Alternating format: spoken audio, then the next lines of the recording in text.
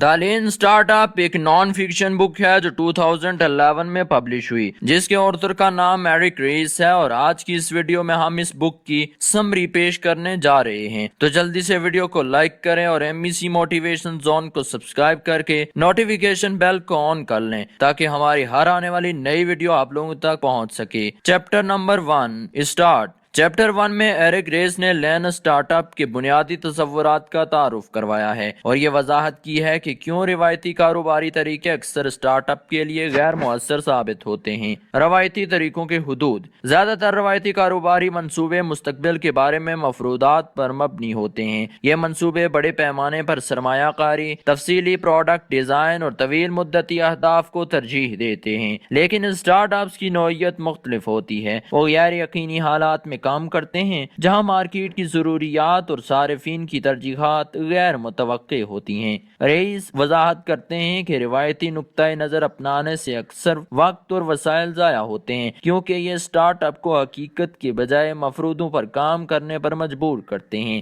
اس کے لیے نتیجے میں بہت سی کمپنیاں اپنے پروڈکٹ کے لیے حقیقی طلب کو سمجھنے بغیر ناکام ہو جاتی ہیں۔ لین اسٹارٹ اپ کے بنیادی اصول۔ ریس نے لین اسٹارٹ اپ کے 3 بنیادی اصول متعارف کروائے ہیں۔ Number 1 validated learning. Validated learning سیکھنے کا ایک ایسا عمل ہے جسے جانچ اور ڈیٹا کے ذریعے تصدیق کیا جا سکتا ہے۔ اسٹارٹ اپس کو تجربات کے ذریعے اپنے مفروضوں کو جانچنا چاہیے تاکہ یہ معلوم ہو کہ آیا ان کا پروڈکٹ یا سروس واقعی صارفین کے مسائل حل کر رہا ہے یا نہیں۔ Number 2 build measure learn. یہ ایک تکراری عمل ہے جو پروڈکٹ بنانے، ڈیٹا اکٹھا کرنے اور سیکھنے پر مبنی ہے۔ اسٹارٹ اپس کو اس عمل کو بار بار دہرانا چاہیے تاکہ وہ اپنی حکمت عملی اور پروڈکٹ کو بہتر بنا سکیں۔ نمبر 3 چھوٹے اقدامات اور فوری فیڈ بیک۔ ریس مشورہ دیتے ہیں کہ بڑی منصوبہ بندی کے بجائے چھوٹے قابل ناپ اقدامات کریں۔ ان تجربات سے حاصل ہونے والی فوری فیڈ بیک اسٹارٹ اپس کو تیزی سے سیکھنے اور ایڈجسٹمنٹ کرنے میں مدد دیتا ہے۔ حقیقی دنیا کی مثالیں۔ ریس نے اس چیپٹر میں ایک سافٹ ویئر کمپنی کی مثال دی ہے جو روایتی طریقوں کے ذریعے پروڈکٹ ڈیولپ کر رہی ہے۔ کمپنی نے مارکیٹ کی طلب کو سمجھے بغیر مہینوں تک اپنے پروڈکٹ پر کام کیا اور جب پروڈکٹ لانچ ہوا تو یہ مکمل طور پر ناکام رہا۔ اس کے برعکس وہ کمپنیاں جو چھوٹے تجربات کرتی ہیں اور فوری طور پر صارفین کا فیڈ بیک لیتی ہیں زیادہ کامیاب ہوتی ہیں۔ اہم سبق۔ چیپٹر 1 کا اہم سبق یہ ہے کہ اسٹارٹ اپس کو روایتی کاروباری طریقوں کے بجائے تجرباتی اور ڈیٹا پر مبنی طریقہ اپنانا چاہیے۔ تیزی سے سیکھنا، غلطیوں سے سبق لینا اور صارفین کی ضروریات پر توجہ دینا ایک کامیاب اسٹارٹ اپ کے لیے کلیدی عناصر ہیں۔ Chapter number 2 define. چیپٹر 2 میں ایرک ریس نے وضاحت کی ہے کہ اسٹارٹ اپ کیا ہوتا ہے اور ویلیڈیٹڈ لرننگ کیوں اس کا مرکز ہونا چاہیے۔ اسٹارٹ اپ کی تعریف۔ ریس کے مطابق ایک اسٹارٹ اپ ایک ایسی تنظیم ہے جو شدید غیر یقینی حالات میں ایک نیا پروڈکٹ یا سروس تخلیق کرنے کے لیے بنائی گئی ہو۔ یہ تعریفی روایت کاروبار اور اسٹارٹ اپس کے درمیان بنیادی فرق کو واضح کرتی ہے۔ نمبر 1 روایتی کاروبار۔ روایتی کاروبار میں مستحکم مارکیٹ، واضح طلب اور ثابت شدہ پروڈکٹ یا خدمات ہوتی ہیں۔ یہ کمپنیاں عمومی طور پر طویل مدتی منصوبے اور عمل درآمد پر توجہ دیتی ہیں۔ Number 2 start ups. Start ups ایک غیر یقینی مارکیٹوں میں کام کرتی ہیں جہاں صارفین کی ضروریات اور ترجیحات واضح نہیں ہوتی۔ ان کے لیے بنیادی چیلنج اپنے مفروضوں کو جلدی سے جانچنا اور ان پر مبنی کام کو سیکھنا ہوتا ہے۔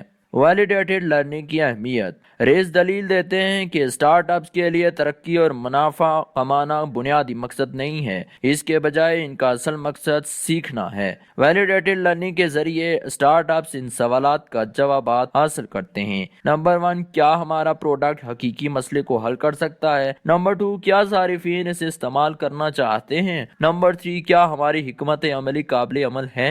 فیڈ بیک اور ڈیٹا کا کردار۔ ریس نے وضاحت کی ہے کہ صارفین کا فیڈ بیک اسٹارٹ اپس کے لیے سب سے اہم ڈیٹا ہے۔ پروڈکٹ لانچ کرنے سے پہلے اسٹارٹ اپس کو اپنے مفروضوں کو جانچنے اور حقیقی دنیا سے فیڈ بیک حاصل کرنے کی کوشش کرنی چاہیے۔ مثال کے طور پر ایک ایپ ڈیولپر نے پہلے ہی اپنے پروڈکٹ کا ایک پروپوزل ٹائپ تیار کیا ہوتا ہے اور چھوٹے گروپ میں اسے آزمایا۔ اس سے اسے فوری فیڈ بیک ملتا ہے اور معلوم ہوتا ہے کہ صارفین کیا چاہتے ہیں۔ فکری تبدیلی۔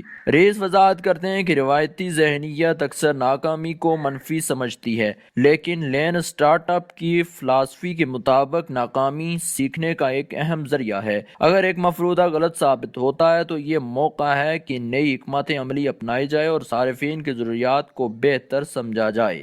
عملی مثالیں: ریز نے ایک ایسی کمپنی کی مثال دی جو ابتدائی طور پر ایک بڑے پروڈکٹ لانچ کی منصوبہ بندی کر رہی تھی، لیکن بجائے اس کے کہ وہ اپنی تمام توانائیاں ایک پروڈکٹ پر لگاتے، انہوں نے چھوٹے چھوٹے تجربات کیے۔ ان تجربات سے حاصل ہونے والے ڈیٹا نے انہیں اپنی حکمت عملی کو بہتر بنانے کا موقع دیا اور وہ کامیابی سے ایک پروڈکٹ تیار کر سکے جس کے صارفین کو واقعی ضرورت تھی۔ ویلیڈیٹنگ لرننگ کے لیے اقدامات: نمبر 1، ایک مفروضہ بنائیں۔ نمبر 2، چھوٹے تجربات کریں۔ نمبر 3، ڈیٹا اکٹھا کریں اور فیڈ بیک لیں۔ نمبر 4، سیکھیں اور اپنی حکمت عملی کو بہتر بنائیں۔ Chapter number 3، learn. چیپٹر 3 میں ایرک ریز نے وضاحت کی ہے کہ اسٹارٹ اپس کے لیے مسلسل سیکھنا کیوں ضروری ہے اور یہ کیسے چھوٹے تجربات کے ذریعے حاصل کیا جا سکتا ہے۔ اس چیپٹر میں سیکھنے کے عمل کو ایک منظم اور سائنسی طریقے سے پیش کیا گیا ہے۔ مسلسل سیکھنے کا تصور: ریز دلیل دیتے ہیں کہ سیکھنا ایک اسٹارٹ اپ کے لیے سب سے قیمتی سرگرمی ہے، خاص طور پر جب وہ غیر یقینی حالات میں کام کر رہا ہو۔ اسٹارٹ اپس کو فرضیات پر مبنی فیصلے کرنے کے بجائے تجرباتی ڈیٹا پر بھروسہ کرنا چاہیے۔ سیکھنے کے مراحل: ریز کے مطابق سیکھنے کے 3 اہم مراحل ہیں۔ نمبر 1، مسئلے کی شناخت۔ سب سے پہلے اسٹارٹ اپ کو یہ سمجھنا چاہیے کہ کسی مسئلے کو حل کرنا ہے۔ یہ مرحلہ صارفین کے ساتھ بات چیت اور مارکیٹ کے تجربے پر مشتمل ہوتا ہے۔ نمبر 2، حل کی تلاش۔ اس کے بعد ایک ممکنہ حل کی نشاندہی کی جاتی ہے۔ یہ عمل چھوٹے پروٹوٹائپ یا تجرباتی پروڈکٹ کے ذریعے کیا جاتا ہے۔ نمبر 3، فیڈ بیک اور ایڈجسٹمنٹ۔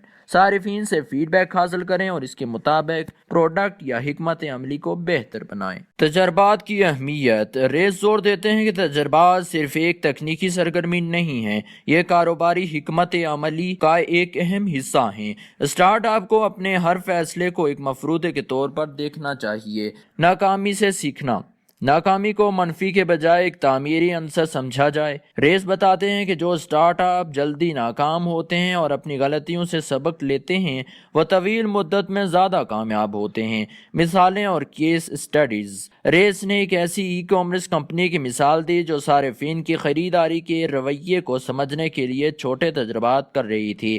انہوں نے پروڈکٹ کے مختلف ویریئنٹ لانچ کیے، ڈیٹا اکٹھا کیا اور ان کے نتائج کو تجزیہ کر کے اپنی پروڈکٹ کی خصوصیات کو بہتر بنایا۔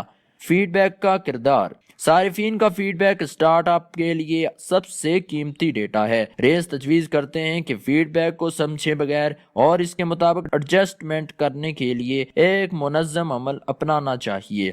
کلچر کی تبدیلی: ریز نے وضاحت کی ہے کہ اسٹارٹ اپ کلچر کو سیکھنے کو اولین ترجیح بنانے کی ضرورت ہے۔ یہ کلچر ٹیم کے تمام اراکین کو شامل کرتا ہے اور انہیں تجربات اور فیڈ بیک کے ذریعے فیصلے کرنے کی ترغیب دیتا ہے۔ Chapter number 4، define. Chapter number 4 میں ایرک ریز نے اسٹارٹ اپس کے لیے ایک اہم سوال پر غور کیا ہے: ہم کیسے جان سکتے ہیں کہ ہم صحیح راستے پر ہیں؟ اس چیپٹر کا بنیادی مقصد یہ ہے کہ اسٹارٹ اپس کے لیے صحیح میٹرکس اور ڈیٹا پر توجہ دینا ضروری ہے۔ ایک اسٹارٹ اپ کی سمت کا تعین: ریز وضاحت کرتے ہیں کہ ہر اسٹارٹ اپ کو اپنی پیش رفت کو ناپنے کے لیے واضح معیار کی ضرورت ہوتی ہے۔ یہ معیار روایتی کاروباری میٹرکس جیسے منافع یا ترقی کے بجائے ویلیڈیٹڈ لرننگ پر مبنی ہونا چاہیے۔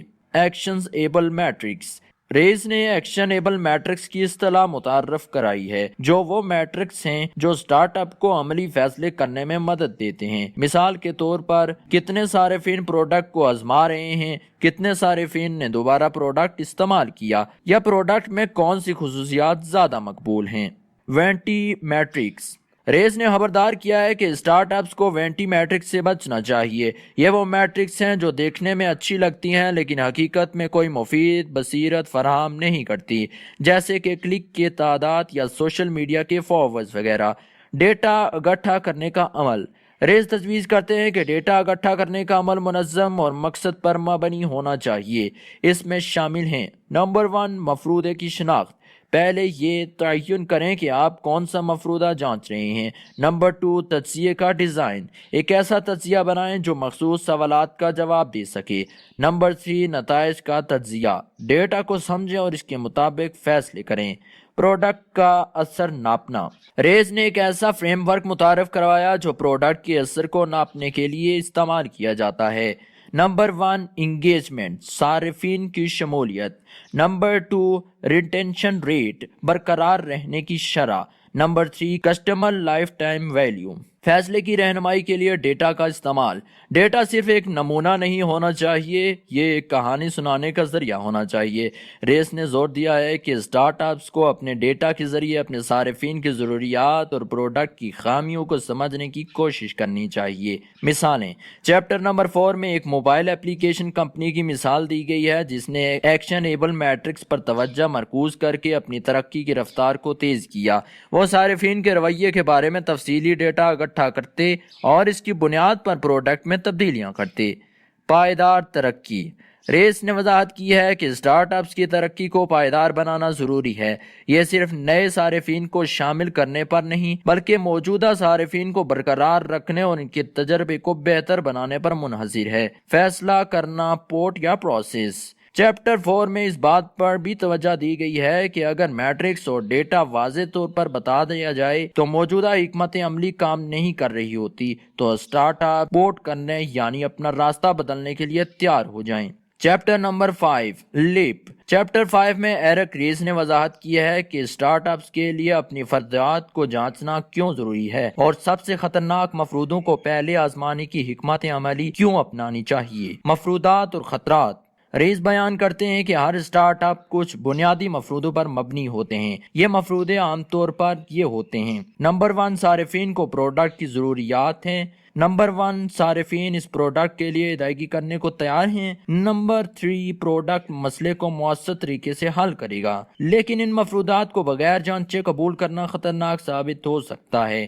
بہت سے اسٹارٹ اپس اسی وجہ سے ناکام ہوتے ہیں کہ وہ اپنی بنیادی مفروضات کی حقیقت کو پرکھنے میں ناکام رہتے ہیں۔ سب سے خطرناک مفروضات جانچیں، ریس تجویز کرتے ہیں کہ اسٹارٹ اپس کو سب سے پہلے اپنی سب سے خطرناک مفروضے کو جانچنا چاہیے۔ خطرناک مفروضہ وہ ہے جو غلط ثابت ہونے کی صورت میں پروڈکٹ یا کاروبار کو مکمل طور پر ناکام بنا دیتا ہے۔ جانچ کا سائنسی طریقہ، ریس نے اس عمل کو سائنسی طریقے سے اپنانے کی اہمیت پر زور دیا ہے۔ وہ کہتے ہیں کہ اسٹارٹ اپس کو تجربات کے ذریعے اپنے مفروضوں کو جانچنا چاہیے۔ اس کے لیے درجہ ذیل اقدامات ضروری ہیں۔ نمبر 1، ایک مفروضے کی شناخت کریں۔ مثال کے طور پر صارفین XYZ خصوصیت کو اہم سمجھتے ہیں۔ نمبر 2، تجربہ تیار کریں۔ ایک چھوٹے پیمانے کا تجربہ بنائیں اور اس مفروضے کو جانچ سکیں۔ نمبر 3، ڈیٹا اکٹھا کریں۔ صارفین کے رویے اور فیڈ بیک کے ذریعے مفروضے کی جانچ کریں۔ نمبر 4، نتائج کا تجزیہ کریں۔ اگر مفروضہ درست ثابت ہو تو اسے مزید مضبوط کریں، اگر یہ غلط ہو تو حکمت عملی بدلیں۔ مثالیں، ریس نے ایک اسٹارٹ اپس کی مثال دی ہے جو ایک انقلابی ایپ بنانے کا کردار ادا کرتا ہے۔ انہوں نے پہلے اپنی بنیادی مفروضے کو جانچنے کے لیے ایک سادہ پروٹوٹائپ بنایا اور صارفین کی فیڈ بیک کا تجزیہ کیا۔ اسی سے انہوں نے معلوم کیا کہ ان کی ابتدائی سوچ کے برعکس صارفین کو ایپ کی مختلف خصوصیت کی ضرورت تھی۔ خطرے کو کم کرنا، ریس نے وضاحت کی ہے کہ یہ طریقہ کار اسٹارٹ اپس کو غیر یقینی ماحول میں خطرات کو کم کرنے میں مدد دیتا ہے۔ جب مفروضات کو مرحلہ وار اور منظم انداز میں جانچا جاتا ہے تو کامیابی کے امکانات بڑھ جاتے ہیں۔ چیپٹر نمبر 6، ٹیسٹ، چیپٹر 6 میں ایرک ریس نے MVP یعنی منیمم ویبل پروڈکٹ کا تصور متعارف کروایا ہے اور اس کی اہمیت پر روشنی ڈالی ہے۔ یہ چیپٹر بتاتا ہے کہ کس طرح اسٹارٹ اپ اپنے ابتدائی پروڈکٹ کے ذریعے صارفین سے فیڈ بیک حاصل کرتے ہیں اور پروڈکٹ کو بہتر بنا سکتے ہیں۔ MVP کیا ہے؟ ایک ایسا پروڈکٹ ہے جو کم سے کم وسائل اور وقت کے ساتھ تیار کیا جا سکتا ہے تاکہ صارفین کا فیڈ بیک حاصل کیا جا سکے۔ اس کا مقصد یہ نہیں ہوتا کہ پروڈکٹ مکمل ہو بلکہ یہ جانچنے کے لیے ہوتا ہے کہ آیا صارفین کو اس پروڈکٹ کی ضرورت ہے یا نہیں ہے۔ MVP کی خصوصیات، نمبر 1، سادگی، پروڈکٹ میں صرف وہی خصوصیات شامل ہوں جو صارفین کے مفروضے کو جانچنے کے لیے ضروری ہوں۔ نمبر 2، فوری عمل درآمد۔ پروڈکٹ کو جلدی تیار کیا جائے تاکہ جلد از جلد فیڈ بیک حاصل ہو سکے۔ نمبر 3، سیکھنے پر توجہ۔ پروڈکٹ کا مقصد صارفین کے رویے اور ضروریات کو سمجھنا ہونا چاہیے۔ MVP کے فوائد۔ ریس وضاحت کرتے ہیں کہ MVP کا سب سے بڑا فائدہ یہ ہے کہ یہ وقت اور وسائل کی بچت کرتا ہے۔ اس کے ذریعے اسٹارٹ اپس اپنے مفروضات کا جلدی جانچ سکتے ہیں اور ناکامی کی صورت میں فوری ایڈجسٹمنٹ کر سکتے ہیں۔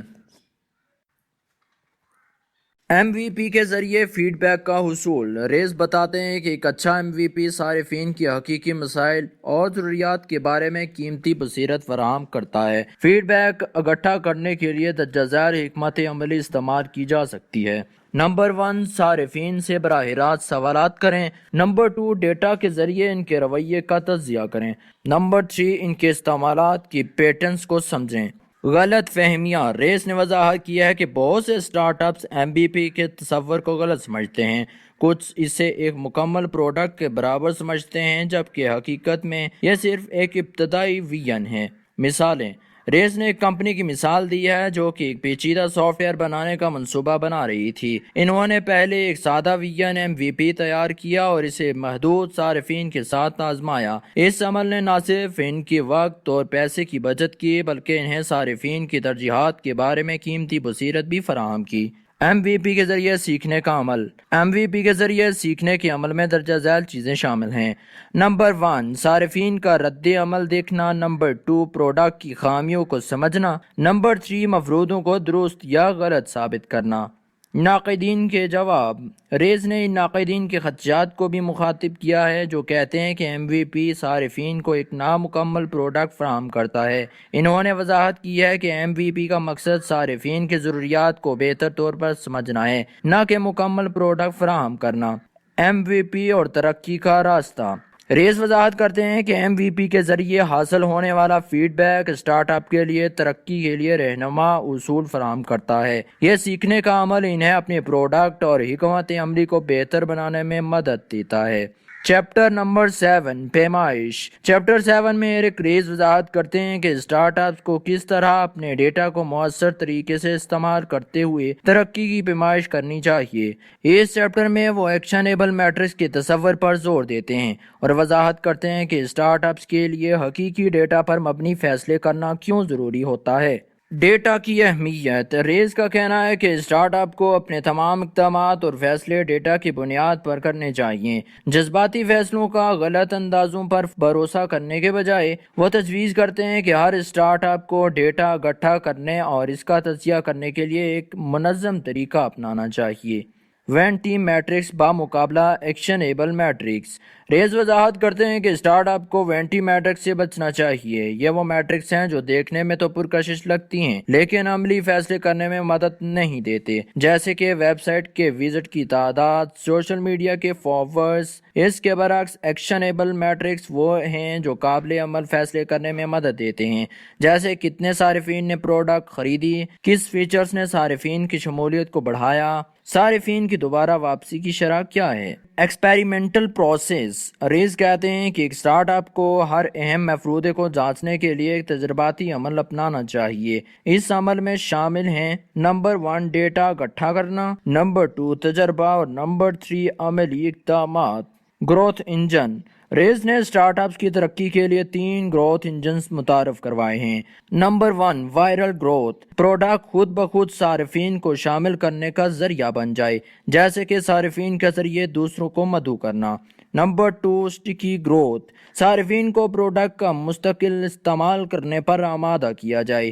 نمبر 3، پیداواری گروتھ۔ زیادہ سے زیادہ منافع کمانے اور اس رقم کو مزید ترقی میں لگانے کا عمل۔ مفروضوں کی تصدیق۔ ریس تجویز کرتے ہیں کہ اسٹارٹ اپ کو ڈیٹا کے ذریعے اپنے تمام مفروضوں کو تصدیق کرنی چاہیے۔ اگر ڈیٹا واضح طور پر دکھا رہا ہو کہ کوئی حکمت عملی کارآمد نہیں ہے تو وقت ضائع کیے بغیر تبدیلی کرنی چاہیے۔ مثالیں۔ چیپٹر 7 میں ایک آن لائن سروس کمپنی کی مثال دی گئی ہے جس نے اپنی میٹرکس کا تجربہ کرنے کے لیے یہ معلوم کیا کہ ان کے صارفین کو برقرار رکھنے کی شرح کیوں کم تھی۔ انہوں نے اپنی پروڈکٹ کی فیچرز کو بہتر بنایا اور صارفین کی ضروریات کے مطابق ایڈجسٹمنٹ کی، جس سے ان کی ترقی میں تیزی آئی۔ چیپٹر نمبر 8، پیوٹ یا پریزرو۔ چیپٹر نمبر 8 میں ایرک ریس وضاحت کرتے ہیں کہ اسٹارٹ اپ کو کب اور موجودہ حکمت عملی پر قائم رہنا چاہیے اور کب اپنی سمت کو تبدیل کرنا چاہیے۔ پیوٹ ایک اہم فیصلہ ہے جو کسی بھی اسٹارٹ اپ کے لیے مستقبل کا تعین کر سکتا ہے۔ پیوٹ کا تصور۔ پیوٹ کا مطلب ہے کہ ایک اسٹارٹ اپ اپنی حکمت عملی یا پروڈکٹ میں ایک بنیادی تبدیلی کرے تاکہ وہ بہتر طریقے سے صارفین کی ضروریات کو پورا کر سکے۔ ریس کہتے ہیں کہ پیوٹ کرنا ناکامی نہیں بلکہ سیکھنے اور بہتر بنانے کا عمل ہے۔ پیوٹ کرنے کی ضرورت کیسے سمجھیں؟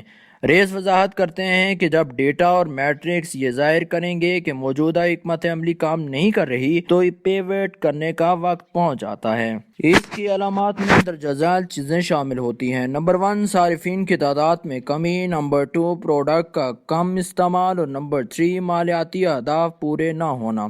پیوٹ کی اقسام۔ ریس نے مختلف اقسام کے پیوٹ متعارف کروائے ہیں۔ Number 1، zoom in pivot. Product کی ایک خاص خصوصیت پر توجہ مرکوز کریں اور باقی کو ہٹا دیں۔ Number 2، zoom out pivot. Product میں مزید فیچرز شامل کریں تاکہ صارفین کی وسیع ضروریات کو پورا کیا جا سکے۔ Number 3، plate form pivot. Product کو ایک پلیٹ فارم میں تبدیل کریں یا پلیٹ فارم کو ایک پروڈکٹ میں۔ Number 4، segment pivot. ایک مختلف قسم کی صارفین کو ہدف بنائیں۔ Number 5، channel pivot. پروڈکٹ کو مختلف چینلز کے ذریعے فروخت کریں۔ پیوٹ کے بعد کا عمل۔ پیوٹ کے بعد اسٹارٹ اپ کو اپنی نئی حکمت عملی کی تصدیق کے لیے تجربات جاری رکھنا چاہیے۔ ریس تجویز کرتے ہیں کہ پیوٹ کے عمل کو منظم اور ڈیٹا پر مبنی ہونا چاہیے۔ مثالیں۔ چیپٹر 8 میں ریس نے ایک اسٹارٹ اپ کی مثال دی ہے جو ابتدائی طور پر ایک سوشل میڈیا پلیٹ فارم بنا رہا تھا، لیکن صارفین کی کم شمولیت کی وجہ سے وہ پیوٹ کر کے ایک مارکیٹنگ ٹول بن گیا۔ یہ تبدیلی کامیابی ثابت ہوئی کیونکہ انہوں نے اپنے صارفین کی ضروریات کو بہتر طور پر سمجھا۔ ناکامی سے سیکھنا۔ ریس کہتے ہیں کہ پیوٹ کا مطلب ناکامی نہیں ہے بلکہ نئے مواقع پیدا کرنا ہے۔ ہر ناکامی اسٹارٹ اپ کو یہ سکھاتی ہے کہ وہ کیسے اپنی حکمت عملی کو بہتر بنا سکتے۔ چیپٹر نمبر 9، بیچ۔ چیپٹر 9 میں ایرک ریس وضاحت کرتے ہیں کہ چھوٹے بیچز میں کام کرنے کا طریقہ اسٹارٹ اپ کے لیے کیوں ضروری ہے۔ وہ بڑے پیجز کے مقابلے میں چھوٹے پیجز کے فوائد کو بیان کرتے ہیں اور وضاحت کرتے ہیں کہ یہ طریقہ کس طرح تیز اور مؤثر ترقی میں مددگار ہو سکتا ہے۔ چھوٹے بیچز کا تصور۔ ریس چھوٹے بیچز کو ایک ایسا طریقہ قرار دیتے ہیں جہاں پروڈکٹس یا فیچرز کو چھوٹے ٹکڑوں میں تیار کیا جاتا ہے اور فوری طور پر صارفین تک پہنچایا جاتا ہے۔ اس کے برعکس بڑے بیچز میں پروڈکٹ کو مکمل کرنے میں زیادہ وقت لگتا ہے اور صارفین کے لیے فیڈ بیک کے لیے انتظار کرنا پڑتا ہے۔ نمبر 1، فیڈ بیک کا جلد حصول۔ چھوٹے بیچز کے ذریعے صارفین سے جلدی فیڈ بیک حاصل کیا جا سکتا ہے جس سے پروڈکٹ میں بہتری لانا آسان ہو جاتا ہے۔ نمبر 2، خطرات کی کمی۔ چھوٹے بیچز میں کام کرنے سے کسی ایک ناکامی کا اثر کم ہو جاتا ہے کیونکہ ہر بیچ محدود ہوتا ہے۔ لچک دار عمل۔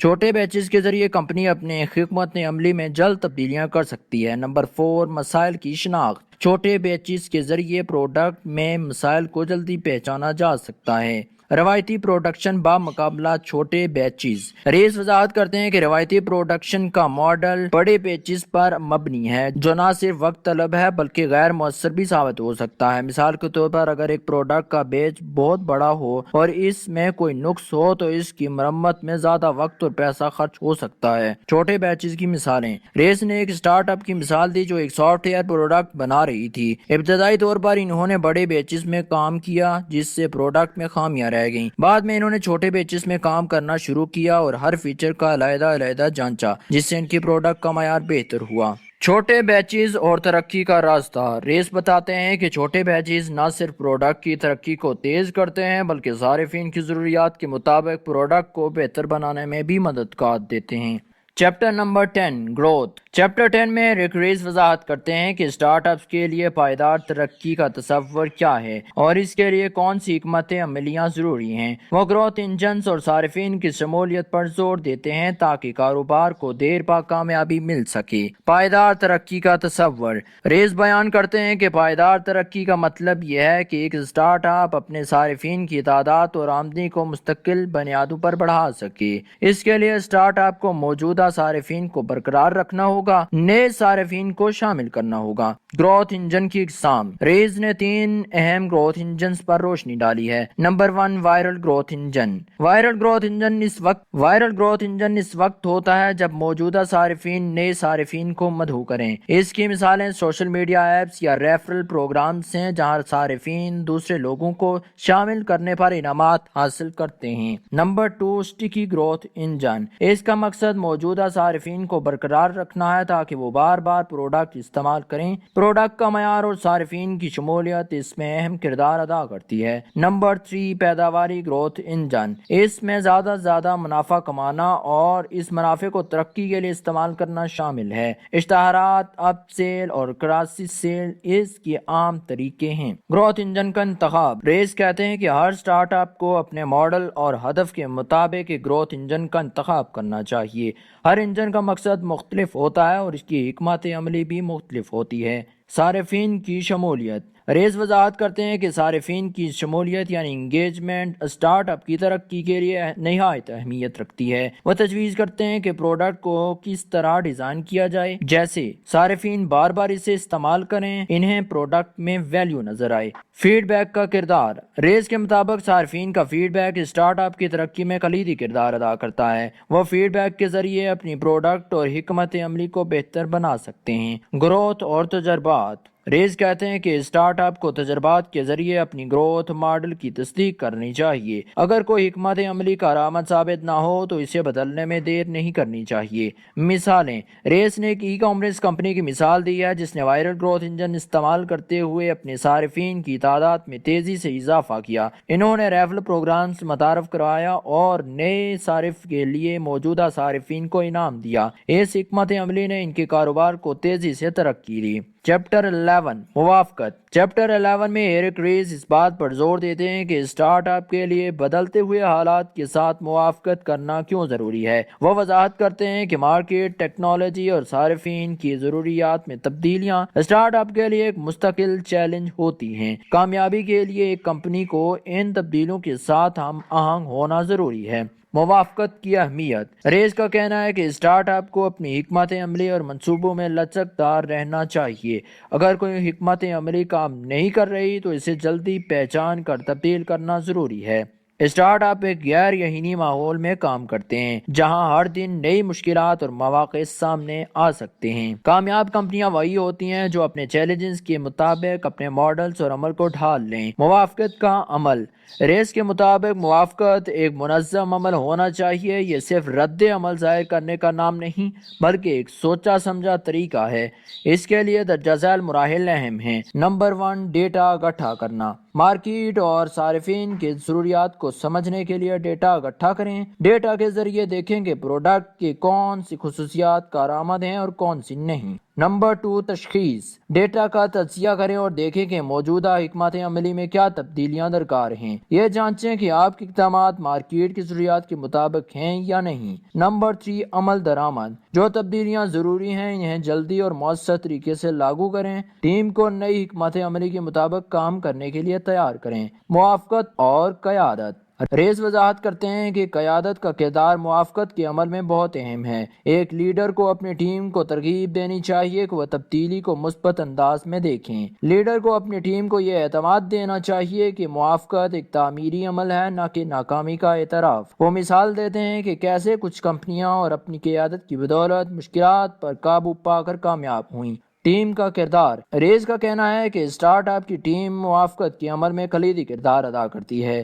ایک مؤثر ٹیم وہ ہوتی ہے جو لچکدار ہو اور نئے چیلنجز کے لیے تیار ہو۔ ناکامی سے سبق سیکھنا۔ ریز کہتے ہیں کہ موافقت کا مطلب یہ ہے کہ ناکامیوں کو قبول کیا جائے اور ان سے سیکھا جائے۔ اگر کوئی پروڈکٹ یا حکمت عملی کامیاب نہ ہو تو اسے ترک کرنے میں ہچکچاہٹ نہیں ہونی چاہیے۔ ناکامی سے ملنے والے اسباق کو استعمال کرتے ہوئے نئی سمت میں کام کریں۔ مثالیں۔ چیپٹر 11 میں ریس نے مختلف اسٹارٹ اپس کی مثالیں دی ہیں جنہوں نے موافقت کے ذریعے کامیابی حاصل کی ہے۔ ایک اسٹارٹ اپ ابتدائی طور پر ایک موبائل ایپ بنا رہا تھا لیکن صارفین کی کم دلچسپی کے باعث انہوں نے اپنی پروڈکٹ کو تبدیل کر کے ویب سائٹ سروس میں بدل دیا۔ موافقت کی حدود۔ ریس انتباہ دیتے ہیں کہ موافقت کرتے وقت حد سے زیادہ تبدیلیاں نہ کریں۔ ہر تبدیلی کو منطقی اور ڈیٹا پر مبنی ہونا چاہیے۔ غیر ضروری یا بے بنیاد تبدیلیاں ٹیم اور پروڈکٹ دونوں کو نقصان پہنچا سکتی ہیں۔ چیپٹر 11 میں ایرک ریس نے یہ وضاحت کی ہے کہ اسٹارٹ اپ کے لیے بدلتے ہوئے خیالات کے ساتھ ہم آہنگ ہونا نہایت اہم ہے۔ وہ کہتے ہیں کہ موافقت کا عمل منظم اور ڈیٹا پر مبنی ہونا چاہیے۔ قیادت اور ٹیم دونوں کو تبدیلی کے عمل میں مکمل طور پر شامل ہونا چاہیے۔ ناکامیوں کو سبق کے طور پر دیکھنا اور ان سے سیکھتے ہوئے آگے بڑھنا ضروری ہے۔ یہ چیپٹر اسٹارٹ اپ کو سکھاتا ہے کہ وہ کس طرح غیر یقینی حالات میں لچکدار رہیں اور اپنی کامیابی کے لیے نئی راہیں تلاش کریں۔ تو دوستو یہ تھی لین اسٹارٹ اپ کی سمری۔ اگر آپ کو ہماری یہ ویڈیو پسند آئی ہو تو ویڈیو کو لائک کریں اور چینل کو سبسکرائب کر کے نوٹیفیکیشن بیل کو آن کر لیں تاکہ ہماری ہر آنے والی نئی ویڈیو آپ لوگوں تک پہنچ سکے۔ ہمیں دیجیے اجازت، ملتے ہیں آپ سے نیکسٹ ویڈیو میں۔